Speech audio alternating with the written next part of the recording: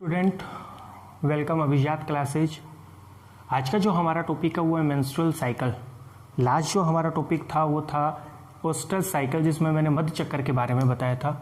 और आज हम लोग बात करेंगे आर्तव चक्कर के बारे में, जिसके और भी सामान्य नाम हैं, जिसे रज चक्कर भी बोलते हैं, ऋतुस्राव भी बोलते हैं और माहवारी भी बोलते हैं। बेसिक जो नाम है, सामान्य जिस नाम से जानते हैं वो माहवारी के नाम से जानते हैं। ये आप लोगों के सामने मैंने एक डायग्रामेटिक रूप से इसको समझाने की कोशिश की है कि मेंस्ट्रुअल साइकिल को हम कैसे समझाएं, मेंस्ट्रुअल साइकिल में क्या क्या हमारी बॉडी में चेंजेज होते हैं। सामान्यतः अपन बोल सकते हैं कि फीमेल की जो यूट्रस है, फीमेल का जो ओवरी है, उसमें क्या क्या चेंजेज होते हैं इस साइकिल के दौरान, उसके बारे में हम लोग क्या करेंगे, बात करेंगे। तो पहले तो मैं कॉन्सेप्ट बता देता हूं कि छोटे छोटे स्टार्ट कहां से करते हैं अपन। सबसे पहले नंबर पे कि मेंस्ट्रुअल साइकिल कब स्टार्ट होता है, तो हम कहेंगे कि 10 से लेकर और जब 13 वर्ष की जो एज होती है उस समय मेंस्ट्रुअल साइकिल क्या होता है, स्टार्ट होता है। जब ये पहली बार 10 से 13 वर्ष की उम्र में स्टार्ट होता है उसे हम रजोदर्शन बोलते हैं। क्या बोलते हैं? रजोदर्शन बोलते हैं या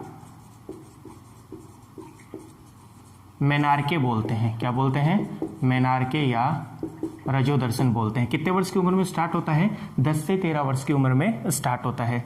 जब औरत की उम्र 45 से कितनी वर्ष हो जाती है? 50 वर्ष हो जाती है, तो सामान्यतः ये माहवारी आना बंद हो जाती है। उसको हम लोग बोलते हैं रजोनिवृत्ति। क्या बोलते हैं? रजोनिवृत्ति या मेनापोज बोल सकते हैं। उसको क्या बोल सकते हैं? मेनोपोज बोल सकते हैं, मेनोपोज। तो हम बात कर रहे हैं मेंस्ट्रुअल साइकिल की। मेंस्ट्रुअल साइकिल कब स्टार्ट होता है और कब खत्म होता है? तो स्टार्टिंग जो एज है वो 10 से 13 वर्ष की उम्र में लड़कियों को स्टार्ट होता है। जो पहली बार जो माहवारी आती है उसे हम किस नाम से जानते हैं? रजोदर्शन या मेनार्के के नाम से जानते हैं। और 45 से 50 वर्ष की उम्र में महिला में माहवारी आना बंद हो जाती है, उसे हम लोग किस नाम से जानते हैं? रजोनिवृत्ति के नाम से।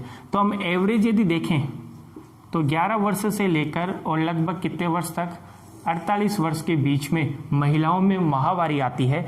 यही महिलाओं की जनन आयु कहलाती है। कौन सी आयु कहलाती है? जनन आयु कहलाती है। कि सामान्यतः एक महिला जनन कब तक कर सकती है, कब तक वो बच्चा पैदा करने की क्षमता रखती है, तो हम कहेंगे कि 11 वर्ष या 12 वर्ष से लेकर 48 से लेकर और कितने वर्ष तक? 50 वर्ष के बीच में महिला कौन सी प्रक्रिया कर सकती है? जनन कर सकती है। इसीलिए हम इसे कौन सी आयु बोलते हैं? रिप्रोडक्टिव एज बोलते हैं। तो 3 क्वेश्चन हुए, रजोदर्शन, रजोनिवृत्ति और तीसरा क्वेश्चन कौन सा हुआ? जनन आयु। अब आप कहोगे कि सर कई बार ये भी सुना है कि 65 वर्ष की औरत या 72 वर्ष की औरत जो है वो माँ बनी है, तो वहां पर क्या है? तो उसके लिए अपन ये कहेंगे कि हार्मोन का इम्बैलेंस होने की वजह से, किसका इम्बैलेंस होने की वजह से? हार्मोन की अनियमितता होने की वजह से ऐसा हो सकता है। लेकिन 99% हम ये कह सकते हैं कि जो रिप्रोडक्टिव एज होती है वो 11 वर्ष से लेकर 48 से कितने वर्ष तक होती है? 50 वर्ष तक होती है। तो पहला ये कॉन्सेप्ट क्लियर हुआ। फिर हम बात कर रहे हैं मेंस्ट्रुअल साइकिल या कौन सा चक्कर? आर्तव चक्कर। आज जो वीडियो अपलोड किया था मैंने, लास्ट डे जो वीडियो अपलोड किया था उसमें हमने बात की थी मध्य चक्कर की। और मध्य चक्कर जो होता है वो किस में होता है? नॉन प्राइमेट्स में। किस में होता है? नॉन प्राइमेट्स में, जिसमें मैंने कहा था कि एस्ट्रोजन का लेवल इंक्रीज होता है। और आज जो हम बात कर रहे हैं वो बात कर रहे हैं किसकी? प्राइमेट्स मेमल्स की, प्राइमेट्स स्तनधारियों की। तो प्राइमेट्स जो स्तनधारी है या प्राइमेट्स जो मेमल है उनके बारे में मैंने ये कहा था कि उनमें आर्तव चक्कर के दौरान रक्तस्राव की क्रिया होती है। कौन सी क्रिया होती है? रक्तस्राव की क्या होती है? क्रिया होती है। तो मध्य चक्कर और आर्तव चक्कर में जो कंफ्यूजन था वो हम लोगों ने क्या कर लिया? दूर कर लिया। इस वाले आरेख पर भी अपन आएंगे। उससे पहले मैं आप लोगों को ये बता देता हूं कि मेंस्ट्रुएशन साइकिल होता क्यों है या माहवारी आती क्यों है। तो माहवारी क्यों आती है उसका रीजन क्या है वो आप लोगों को मैं बता दूं।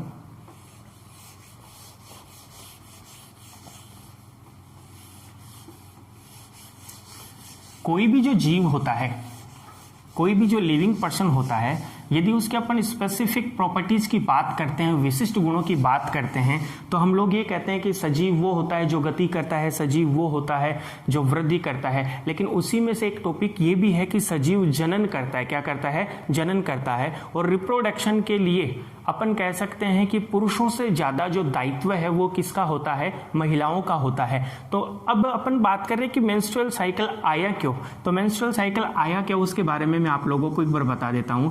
ये मैं एक रफली फीमेल रिप्रोडक्टिव जो सिस्टम है उसका डायग्राम ड्रॉ करता हूं, और ड्रॉ करने के बाद आप लोगों को समझाता हूं कि जो मेंस्ट्रुअल साइकिल है उसका रीजन क्या है। ये डायग्राम आप लोगों ने देखा होगा। इसके जो नामकरण देखते हैं अपन, नोमेनक्लेचर देखते हैं, वो भी आप लोगों को पता होगा। ये जो मैं अभी बना रहा हूं उसको हम बोलते हैं कौन सी लेयर? Endometrium layer. 3 लेयर बताई थी आप लोगों को, एंडो, पेरीमेट्रियम और मायोमेट्रियम। और ये वाला जो पार्ट बताया था जिसे हम लोगों ने बोला था क्या?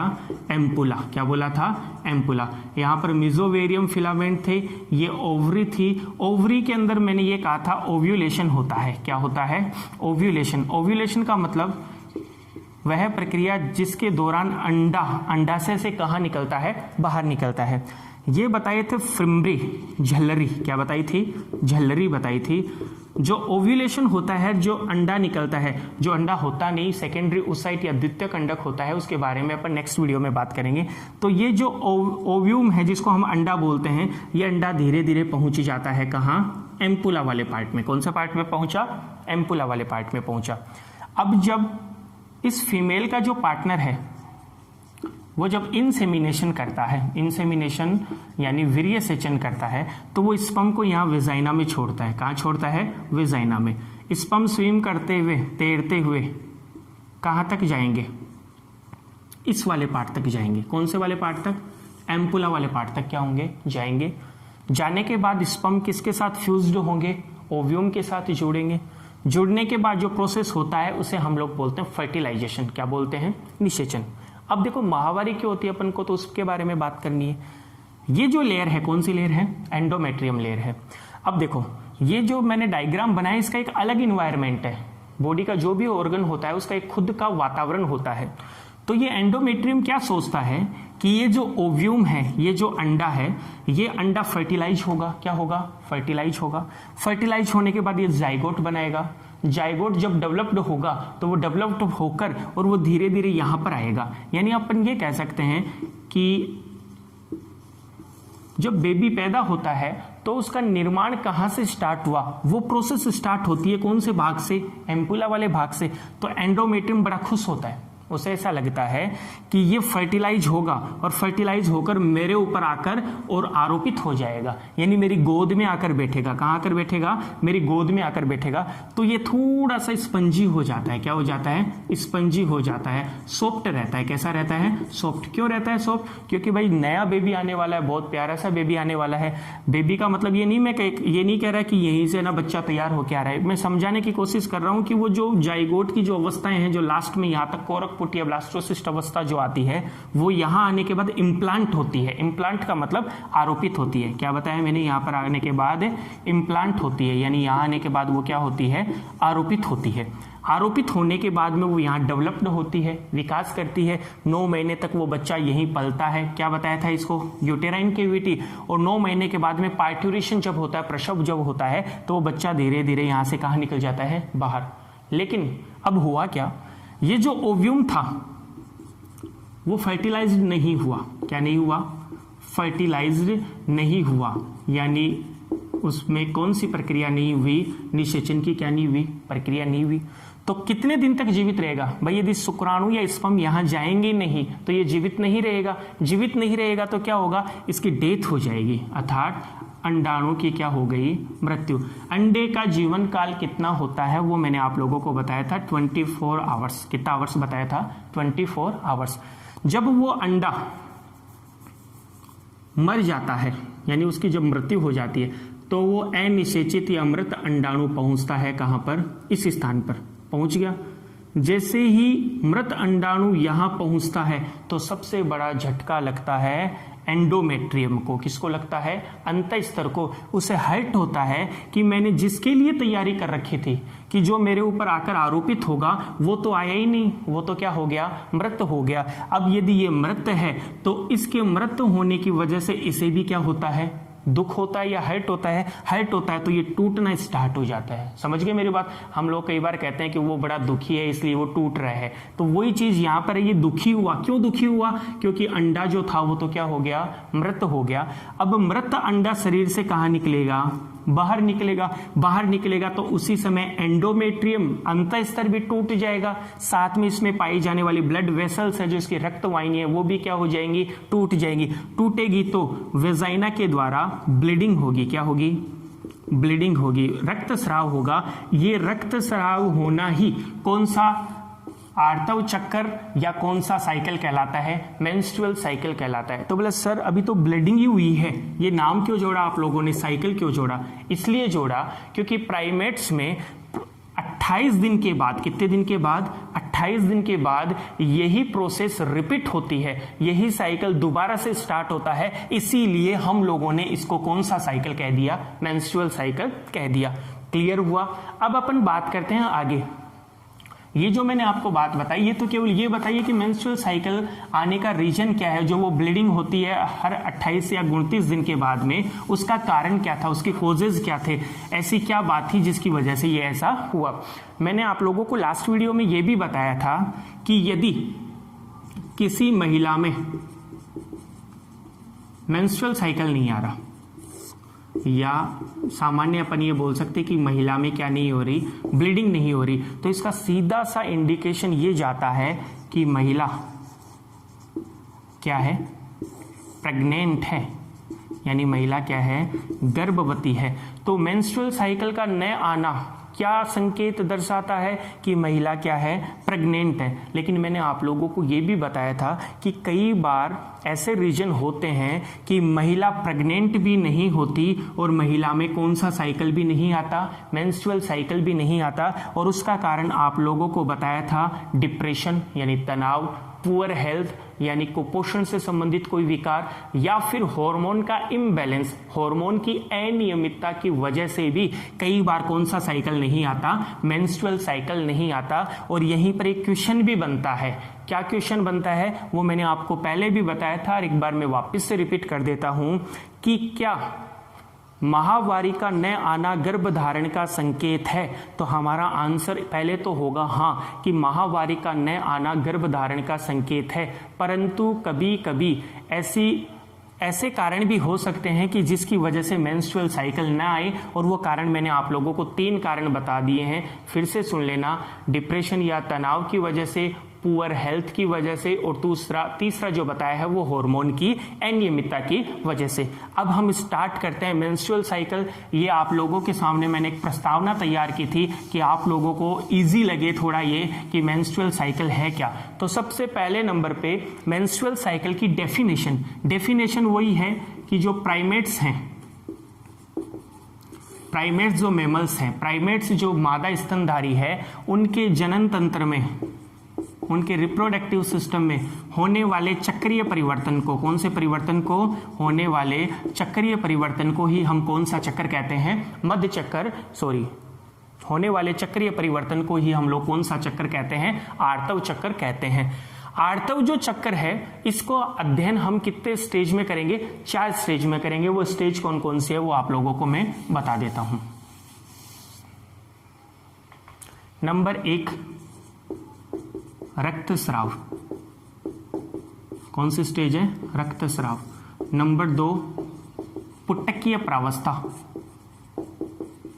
पुटकीय प्रावस्था, और यहीं पर एक और आती है प्रचुरोध भवन, प्रचुरोध भवन।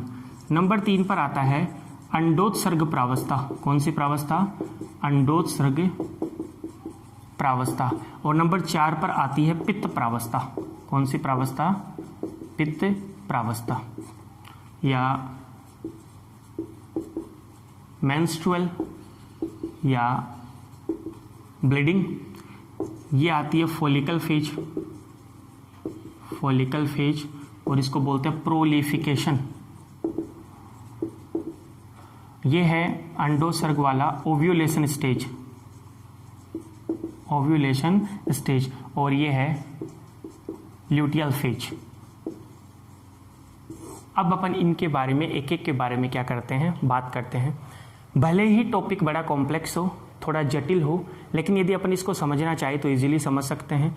और ये न केवल साइंस के स्टूडेंट्स को ही, बल्कि इसके अलावा जो भी स्टूडेंट्स हैं ये सबके लिए उपयोगी हैं। उन सबको पता होना चाहिए कि ये कैसा साइकिल है, इस साइकिल में क्या होता है, प्रेगनेंसी कब होती है, कौन सी कंडीशन में प्रेगनेंसी नहीं होती, बॉडी में क्या क्या चेंजेज आते हैं, कौन कौन से हार्मोन जो हैं वो अपना भूमिका इस पूरे साइकिल में निभाते हैं। तो हम सबसे पहले नंबर पे बात करते हैं कौन से की, रक्तस्राव वाले प्रोसेस की।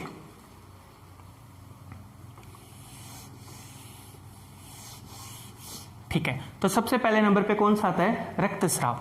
तो ये जो आर्तव चक्कर है इसमें 1 से लेकर और 5 दिन तक, स्टार्टिंग के 1 से लेकर कितने दिन तक, 5। ये मैंने आप लोगों को पहले बता दिया था कि ये साइकिल 28 या 29 दिन में क्या होता है, रिपीट होता है। यहाँ एक बार देखना, 1 से लेकर और कितने दिन तक, 5 दिन तक ब्लीडिंग होती है। वो रेड वाला जो मैंने दे रखा है कि यहाँ से ब्लड जो है वो ब्लड बाहर निकल रहा है ब्लड बाहर। ये क्या है, ये जो मैंने बना रखे हैं ये क्या है, ये एंडोमेट्रियम लेयर है। कौन सी लेयर है, एंडोमेट्रियम, जो अभी मैंने आप लोगों को बताई थी रिप्रोडक्टिव सिस्टम में महिला के अंदर कौन सी लेयर है, एंडोमेट्रियम।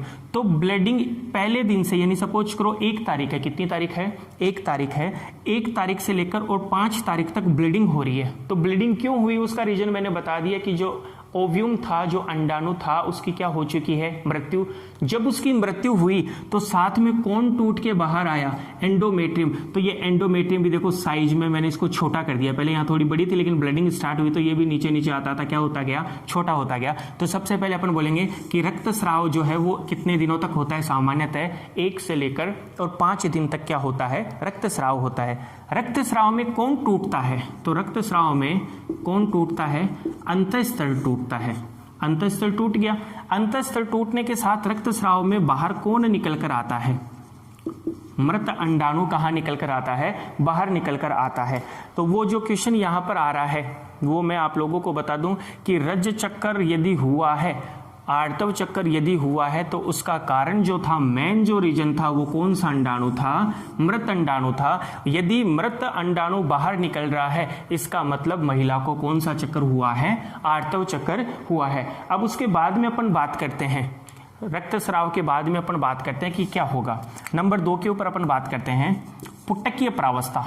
कौन सी प्रावस्था, पुटकीय प्रावस्था। अब ये पुटक नाम आप लोगों ने सुने हैं, जब oogenesis हम लोगों ने पढ़ा था तो मैंने ये कहा था कि oogenesis में जो oogonia कोशिका है, अंडजननी कोशिका है, उसके चारों तरफ ग्रेनुलोसा सेल्स आ गई थी। कौन सी सेल्स, ग्रेनुलोसा या कणिकीय कोशिका आ गई थी, और वो सारे के सारे oogonia वहां पर क्या कहला रहे थे, प्राइमरी फोलिकल या प्राथमिक पुटक कहला रहे थे। तो यहां देखो ओवेरियन इवेंट, ओवेरियन इवेंट का मतलब अंडाशय में क्या होता है, ये कौन सा इवेंट है, यूटेराइन इवेंट, यानी ये कहाँ की बात हो रही है, गर्भाशय की, और ये कहाँ की बात होगी, अंडाशय की।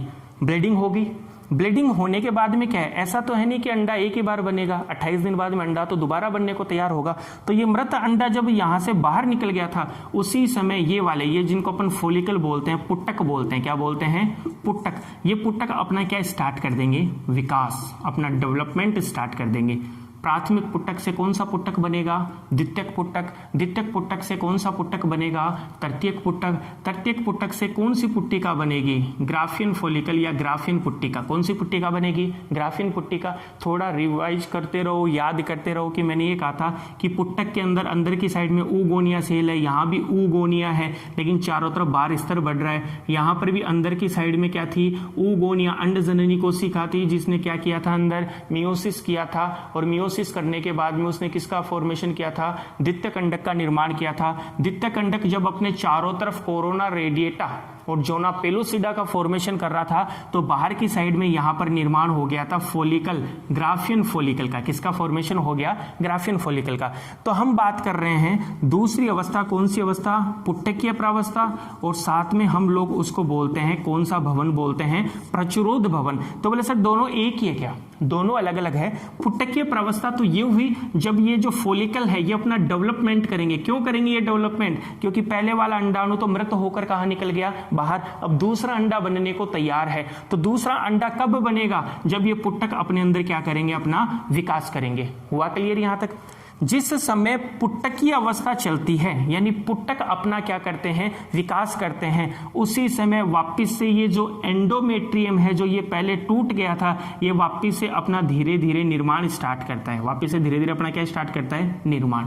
क्यों करता है?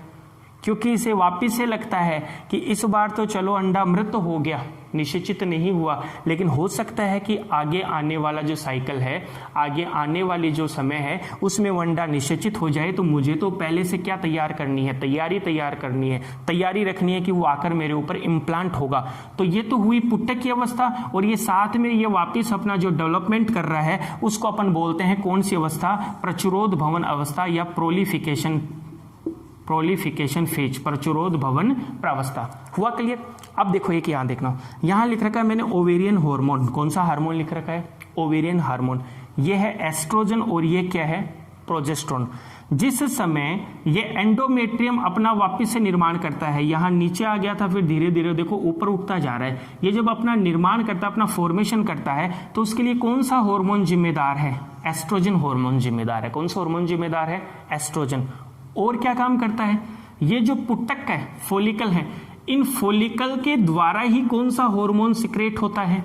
एस्ट्रोजन। कोई क्वेश्चन पूछ ले डीपली कि अंडाशय से एस्ट्रोजन तो रिलीज हो रहा है, लेकिन वो एस्ट्रोजन का निर्माण कौन करता है? तो एस्ट्रोजन का निर्माण करते हैं पुटक। कौन करते हैं? पुटक। जैसे जैसे पुटक की साइज बढ़ेगी, वैसे वैसे एस्ट्रोजन का भी क्या बढ़ेगा? लेवल। एस्ट्रोजन का लेवल बढ़ेगा तो ये अंत स्तर, ये भी धीरे धीरे क्या होगा? बड़ा होना स्टार्ट हो जाएगा। क्लियर यहां तक? चलो ठीक है।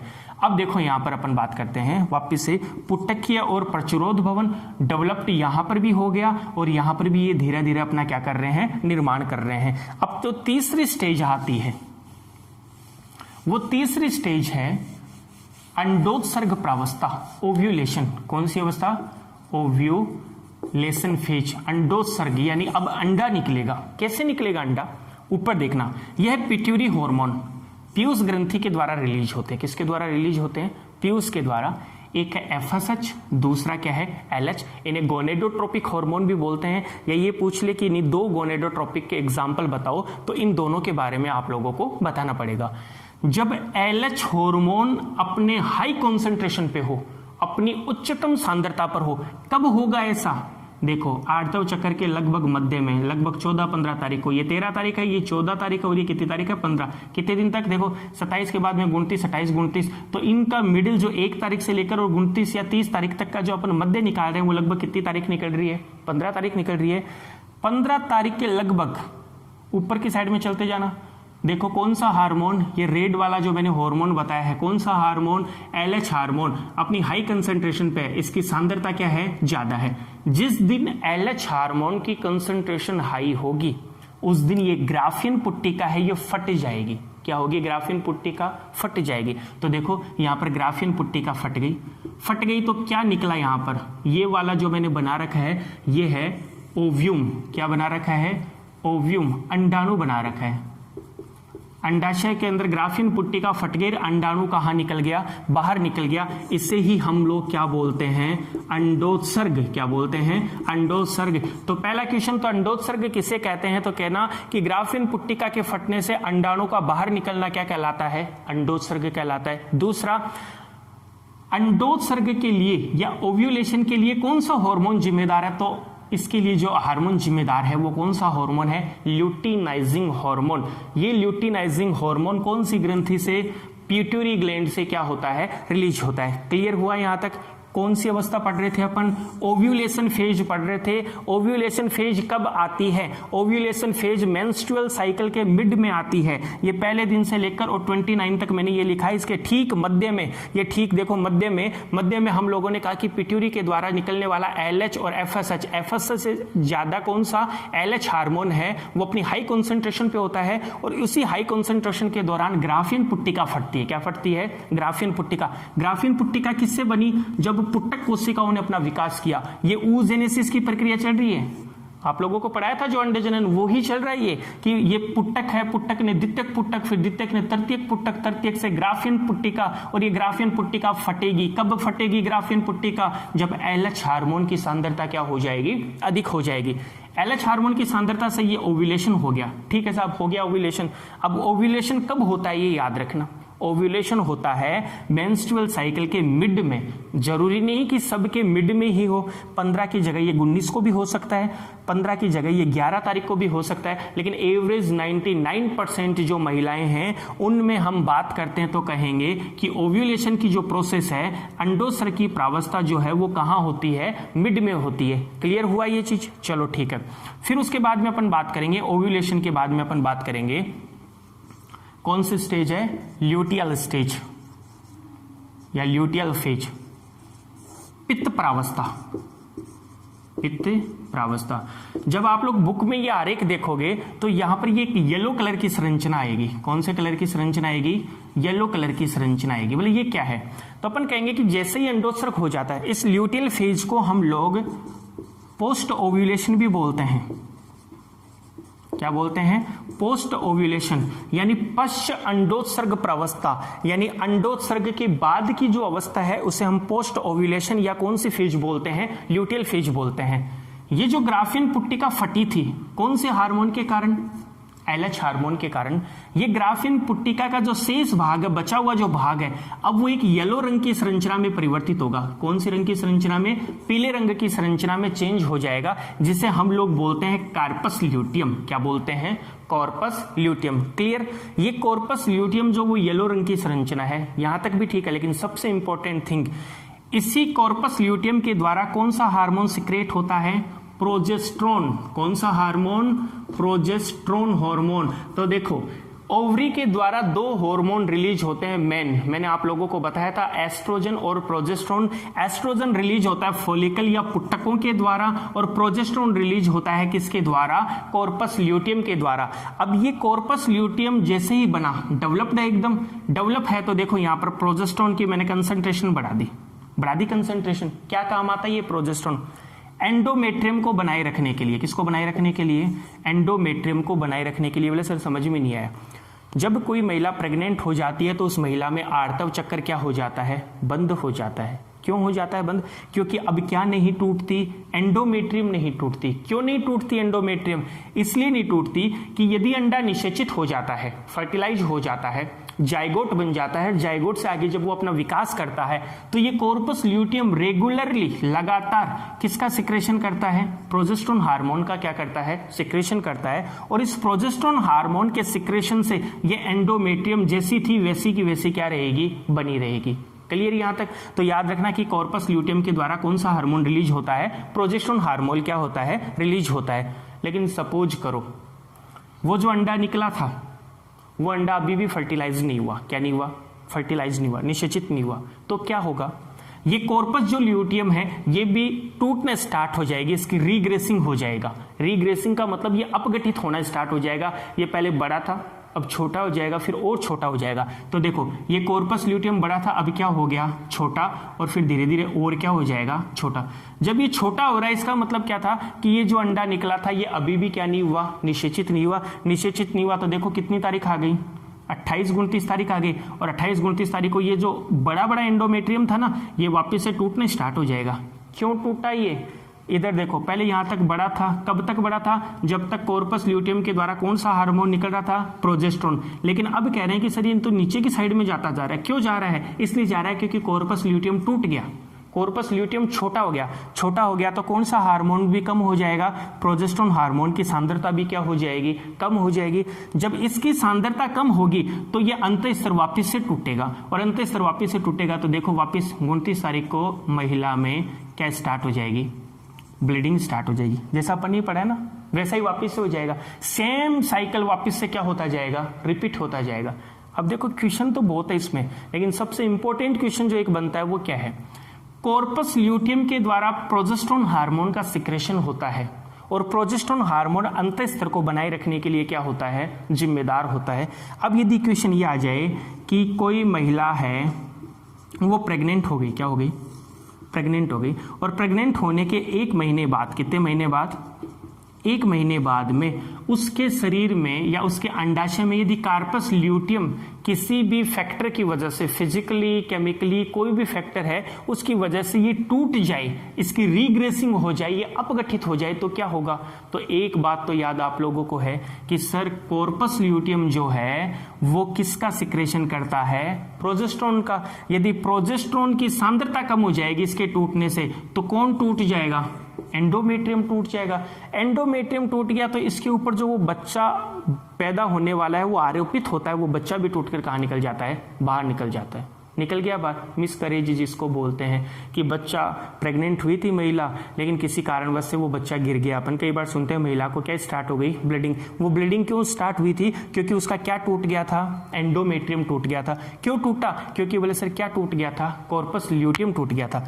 लेकिन इसमें भी एक नया अपवाद आता है, इसमें भी एक नया एक्सेप्शन आता है कि यदि ऐसी ही घटना लगभग कितने महीने बाद हो, 2 से 2.5 महीने बाद हो कि ये कार्पस ल्यूटियम टूट जाए, तो उस स्थिति में भी क्या महिला के गर्भ में पल रहा बच्चा बाहर निकल जाएगा मृत होकर, नहीं निकलेगा। क्यों, क्योंकि हम कहेंगे कि उस समय तक प्लेसेंटा या जो अपरा है वो किसका सिक्रेशन स्टार्ट कर देगा, प्रोजेस्टेरोन का। हमें कौन चाहिए, अंतःस्तर को बनाए रखने के लिए हमें प्रोजेस्टेरोन चाहिए। वो प्रोजेस्टेरोन चाहे प्लेसेंटा से प्राप्त हो या वो प्रोजेस्टेरोन चाहे किससे प्राप्त हो, कॉर्पस ल्यूटियम से प्राप्त हो। लेकिन ये तो डीपली जाने के बाद अपने को पता चलता है। सामान्यतः ऐसे क्वेश्चन नहीं पूछे जाते, लेकिन ये क्वेश्चन पूछा जाता है कि यदि गर्भावस्था के दौरान, गेस्टेशन पीरियड के दौरान कॉर्पस ल्यूटियम की रिग्रेसिंग हो जाए, वो टूट जाए तो क्या होगा। आंसर सिंपल है, कॉर्पस ल्यूटियम प्रोजेस्टेरोन का सिक्रेशन करता है। यदि इसकी रिग्रेसिंग हो जाएगी तो प्रोजेस्टेरोन हार्मोन का सिक्रेशन कम हो जाएगा, एंडोमेट्रियम टूटेगी, एंडोमेट्रियम टूटेगी तो ब्लीडिंग होगी, अर्थात क्या स्टार्ट हो जाएगा, मेंस्ट्रुअल साइकिल क्या हो जाएगा, स्टार्ट हो जाएगा। क्लियर। एक बार वापस से देख लेना, ये जो आप लोगों के सामने डायग्राम है इसमें से जो क्वेश्चन है उसमें सबसे पहले नंबर की स्टेज है वो ब्लीडिंग 3 से 5 दिन तक होती है, मृत अंडाणु बाहर निकलता है, साथ में टूटा हुआ अंतःस्तर बाहर निकलता है। क्लियर। नंबर 2 पर आता है पुटकीय प्रावस्था या प्रचुरोद भवन प्रावस्था, कि पुटक अपना क्या करते हैं, विकास करते हैं। पुटक अपना विकास करते हैं, उसी समय ये जो टूटा हुआ अंतःस्तर है ये वापस से बनता है, और टूटा हुआ अंतःस्तर वापस बन रहा है, इसके लिए जिम्मेदार हार्मोन कौन सा है, एस्ट्रोजन। ये एस्ट्रोजन हार्मोन रिलीज कहां से होता है, पुटक कोशिकाओं से। ठीक है, तो प्रोलिफिकेशन भी हो गया, पुटक अवस्था भी हो गई। तीसरी अवस्था है ओव्यूलेशन की मिड में, एकदम बीचों बीच मध्य में, यानी लगभग 14-15 तारीख को LH हार्मोन अपनी हाई कंसंट्रेशन पे जाएगा तो ग्राफियन पुट्टिका फट जाएगी, अंडा बाहर निकलेगा। यह प्रावस्था क्या कहलाती है, ओव्यूलेशन। ये एक नंबर के क्वेश्चन पूछे जाएंगे इसमें, तो ये क्या कहलाएगी, ओव्यूलेशन। ओव्यूलेशन के बाद में ग्राफियन पुट्टिका का शेष बचा हुआ भाग कहां जाता है, वो शेष बचा हुआ भाग एक पीले रंग की संरचना में परिवर्तित होता है, जिसे हम लोग क्या बोलते हैं, कॉर्पस ल्यूटियम। अब चौथे नंबर की स्टेज भी आ गई, ल्यूटियल फेज या पित्त प्रावस्था। पित्त प्रावस्था में ये याद रखना है कि कॉर्पस ल्यूटियम प्रोजेस्टेरोन का सिक्रेशन करेगा, फलस्वरूप एंडोमेट्रियम बना रहेगा, अंतःस्तर बना रहेगा। अंतःस्तर बना रहेगा तो मेंस्ट्रुअल साइकिल नहीं आएगा। लेकिन कॉर्पस ल्यूटियम भी यदि रिग्रेट हो जाए, यदि ये टूट जाए तो प्रोजेस्टेरोन की सांद्रता खत्म, प्रोजेस्टेरोन की सांद्रता खत्म, तो ये जो लेयर बनाई थी एंडोमेट्रियम की ये धीरे धीरे टूटना स्टार्ट हो जाएगी, अंडा बाहर निकल जाएगा, मृत अंडा, वापस से मेंस्ट्रुअल साइकिल क्या हो जाएगा, स्टार्ट हो जाएगा। अब एक छोटी सी बात कि सर कॉर्पस ल्यूटियम जो टूटता है उसको अपन किस नाम से जानते हैं, याद रखना, कॉर्पस एल्बिकेंस के नाम से। किसके नाम से जानते हैं, कॉर्पस एल्बिकेंस के नाम से, जो एक ग्रीन रंग की संरचना है। कौन से रंग की संरचना है, ग्रीन रंग की संरचना है। इससे रिलेटेड जो भी कॉन्सेप्ट थे वो मैंने आप लोगों को क्लियर करवाए हैं। इनसे क्या क्वेश्चन पुटअप होते हैं वो वीक के बाद या 10 या 15 दिन के बाद में जितना भी मैंने सिस्टम पढ़ा है फीमेल रिप्रोडक्टिव सिस्टम, उससे रिलेटेड जितने भी इंपॉर्टेंट क्वेश्चन हैं वो इंपॉर्टेंट क्वेश्चन के बारे में अपन यहाँ डिस्कशन करेंगे। इनमें से किस तरीके के क्वेश्चन पूछे जा सकते हैं उनके बारे में हम लोग बात करेंगे। आशा करता हूँ आप लोगों को ये अच्छे से समझ में आया होगा। ज़्यादा से ज़्यादा चैनल को सब्सक्राइब करें, वीडियो को शेयर करें। धन्यवाद।